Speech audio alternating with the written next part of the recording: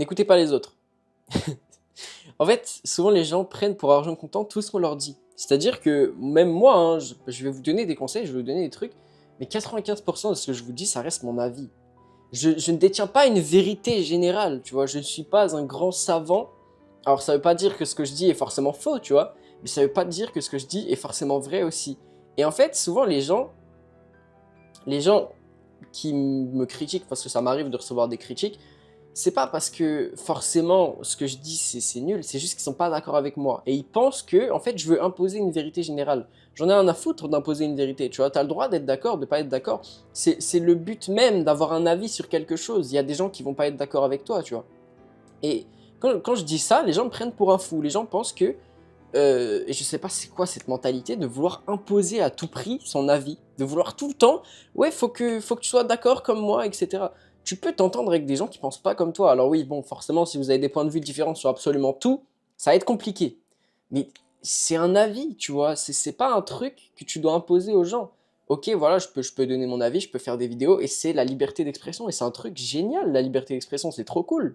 Je peux parler de ce que je veux, dire à peu près ce que je veux. Bon, forcément, il y a des limites, hein, c'est logique. Enfin, en vrai, je sais même pas si c'est logique. C'est pas un débat que j'ai trop envie d'avoir.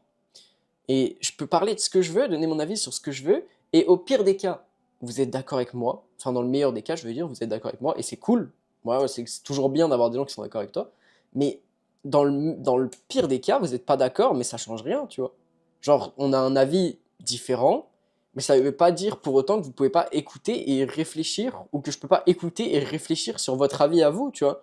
Il n'y a pas de vérité générale dans le 95% des gens. Je pense que les seules choses où il y a des vraies vérités générales, parce que vous savez, il y a les sciences sociales, etc., ce genre de choses. Pour moi, il n'y a aucune vérité générale, vraiment des vraies vérités dans ces sciences. C'est que des cas, en fait, c'est que des cas précis. C'est comme en économie, il y aura toujours des facteurs différents, tu vois. Les seules sciences où vraiment c'est comme ça, tu vois, et c'est pas différemment, c'est les mathématiques, la physique, etc. Et encore, parce que des fois on démontre que c'est différemment, c'est pas comme on pensait. Mais globalement, c'est les seules sciences où c'est comme ça, tu vois. Genre, les lois sont comme ça, tu peux pas les changer. Donc c'est pas une question d'avoir un avis, c'est une question que c'est comme ça et tu fermes ta gueule, tu vois. Mais c'est les seuls moments où c'est pas différent, tu vois. Que ce soit au niveau de la politique, que ce soit au niveau de ce que tu peux penser, de ce que tu as envie de faire de ta vie, de juste avoir un avis sur 95% des choses en général, bah c'est normal. C'est normal d'avoir un avis, parce que personne ne pense exactement la même chose que toi, mais qu'on n'est pas des robots tous programmés pour penser pareil, c'est dingue.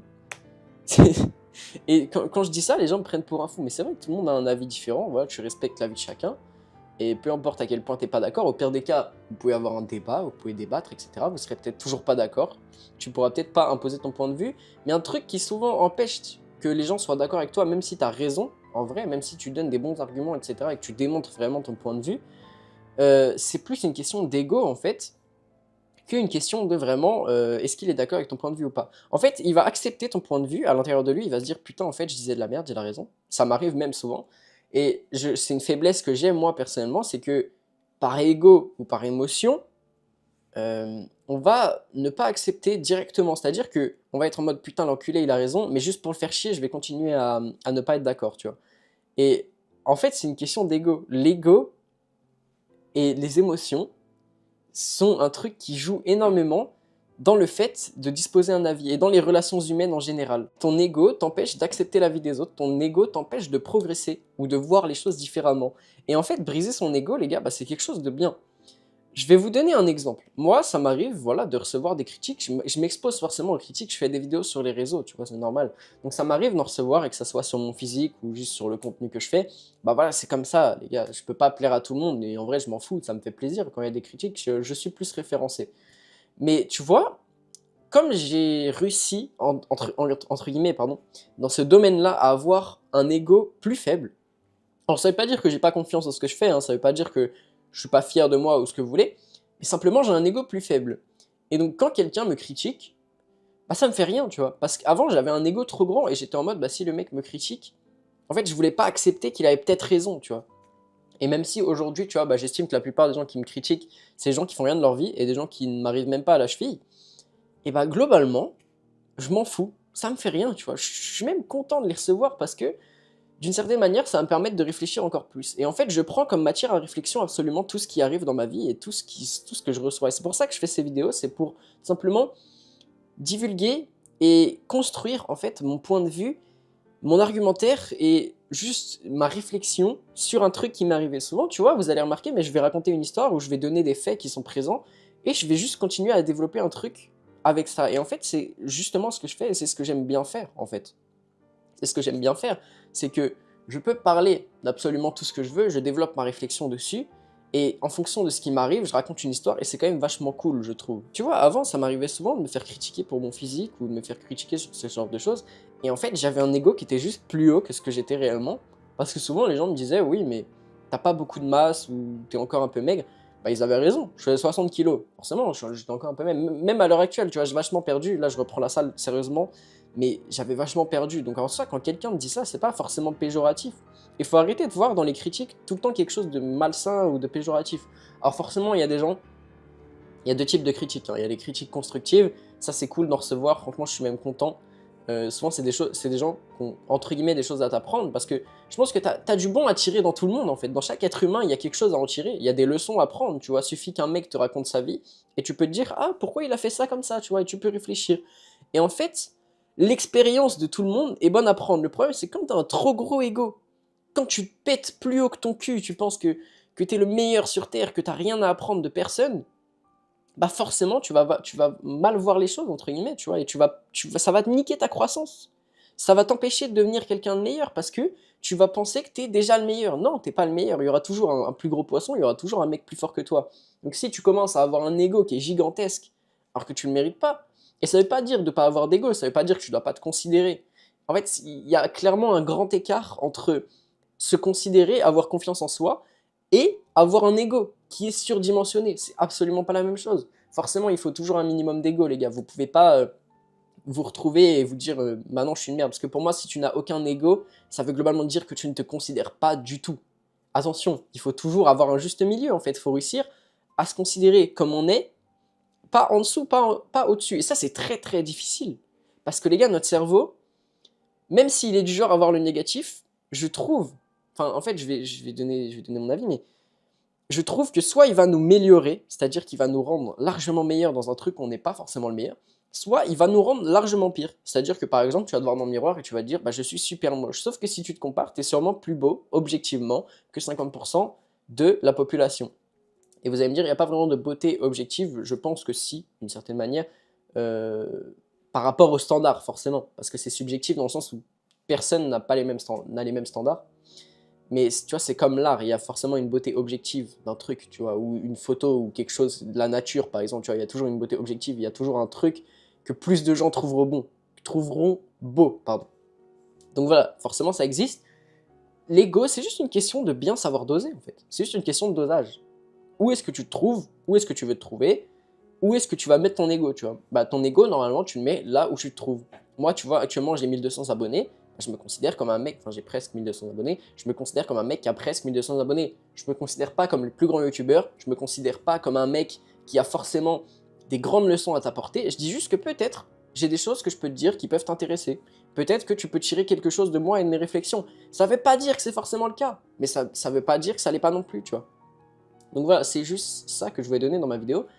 Ne laissez pas vos émotions ou votre ego prendre le dessus sur quelque chose qui peut vraiment vous apporter. Souvent, juste par pur ego, on va refuser de l'aide de quelqu'un ou ce genre de choses. Les gars, l'aide, c'est pas forcément mauvais, hein. Être aidé par des gens, ça nous permet d'aller plus loin. Et moi, le premier, tu vois, si j'ai des potes qui me donnent des opportunités, ou si j'ai des opportunités qui s'offrent à moi, bah, je vais pas les refuser par pur ego. Non, je vais les accepter.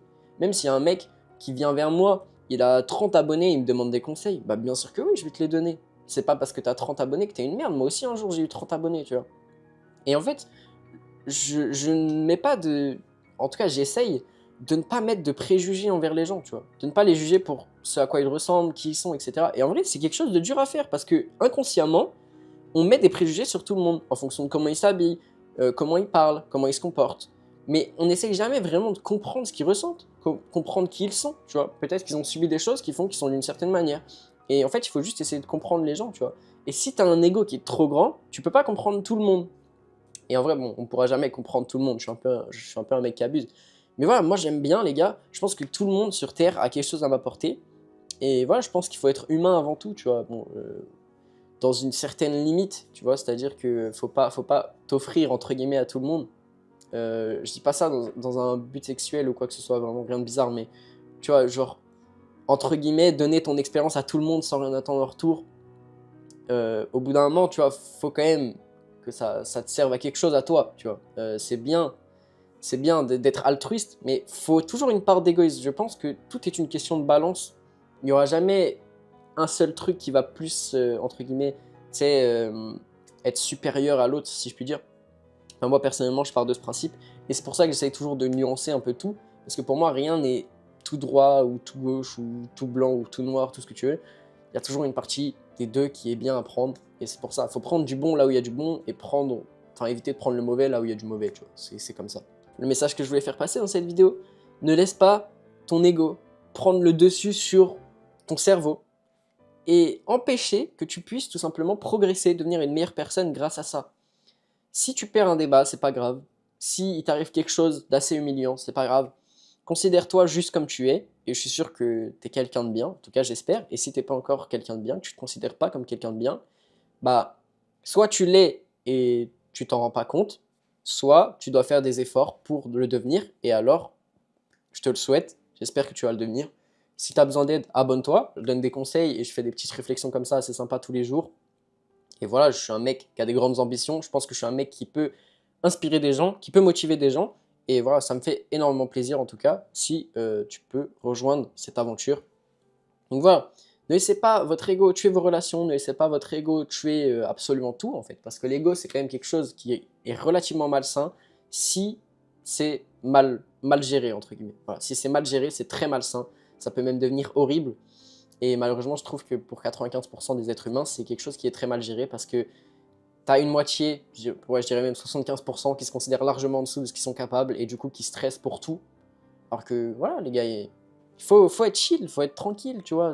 Moi, je sais que avant d'avoir le permis, par exemple, je vais vous raconter une petite histoire, mais quand je faisais mes heures de conduite, j'étais hyper stressé parce que je me rendais pas compte qu'en vrai, bah, j'étais pas mauvais. J'étais pas mauvais et mon moniteur me le disait, franchement, tu conduis bien. Alors que j'étais stressé de ouf. Quand je montais dans la voiture, les gars, toutes les secondes, j'avais peur d'un accident. Maintenant, les gars, en voiture, je suis le mec le plus détendu que vous pouvez voir parce que, bon, je dis pas que je suis un pilote, je dis pas que je suis le meilleur conducteur, attention, hein, mais je sais de quoi je suis capable, tu vois. Et quand je dis ça, les gens ils me disent, mais ferme ta gueule, t'as 9 mois de permis, tu sais pas de quoi t'es capable. Si, tu sais pas t'estimer ou quoi? Genre, je sais que je peux pas prendre 150 en ville, par exemple, tu vois, de un, je suis pas débile parce que c'est super dangereux, mais de deux, je sais que j'ai pas les capacités et les réflexes pour faire ça.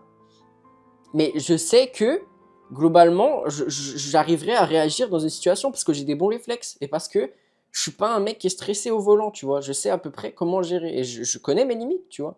L'autre fois, j'ai voulu dépasser un peu mes limites, je suis arrivé dans un virage trop vite, bah, j'ai senti l'arrière qui partait, tu vois. Bah, j'ai eu peur. Mais voilà, ça m'a permis de tester mes limites. Maintenant, je sais que ce virage-là, je peux pas le prendre à 110. Voilà, faut que je le prenne à 100 maximum. Tu vois. Donc voilà, c'est une question, encore une fois, de savoir s'estimer correctement. Et c'est pas parce que tu es débutant dans un truc que tu peux pas t'estimer correctement. Alors, souvent, tu as l'effet de Dunning-Kruger. Je sais pas si vous connaissez, mais en fait, vous savez, c'est cette courbe qui dit que, en fait, moins vous en savez, plus tu as l'impression que tu en sais. Et j'en ai parlé dans une vidéo l'autre fois, mais tu sais, quand t'as pas beaucoup de science, t'as l'impression d'avoir toute la science, et plus tu développes ta science, plus tu développes tes connaissances, bah, plus tu te rends compte que tu sais rien du tout, en fait. Et c'est pas parce que forcément cette courbe est vraie dans 90% des cas qu'elle sera forcément vraie pour toi. Tu peux t'estimer correctement. Moi, si je me mets à faire de la physique demain, les gars, si je me mets à apprendre la physique quantique, je sais pas, bah, je sais qu'au début, je serai un total débutant. Et peut-être que j'aurai l'impression de connaître pas mal de notions, mais en fait, je sais que je connaîtrai qu'une partie émergée de l'iceberg. Et ça, c'est pareil. C'est compliqué de tout connaître sur un sujet, de vraiment devenir un expert. Ça demande beaucoup de temps, beaucoup de travail, etc. Et c'est quelque chose de très, très compliqué. Donc voilà, les gars, ne vous prenez pas la tête. Faites ce que vous aimez. Et surtout, je le répète, mais ne laissez pas votre ego rentrer dans votre vie et la briser, tout simplement. Merci à tous de m'avoir écouté. Je vous laisse vous abonner si la vidéo vous a plu. Mettre un like, un commentaire, ça m'aide vraiment énormément, les gars. Et si vous avez besoin d'aide pour commencer la création de contenu ou même si vous avez des questions en général, n'hésitez pas à venir sur Instagram. Voilà, aussi mon e-book est disponible en description, ça intéresse les gens. Et je vous dis à demain pour une prochaine vidéo. Merci à tous.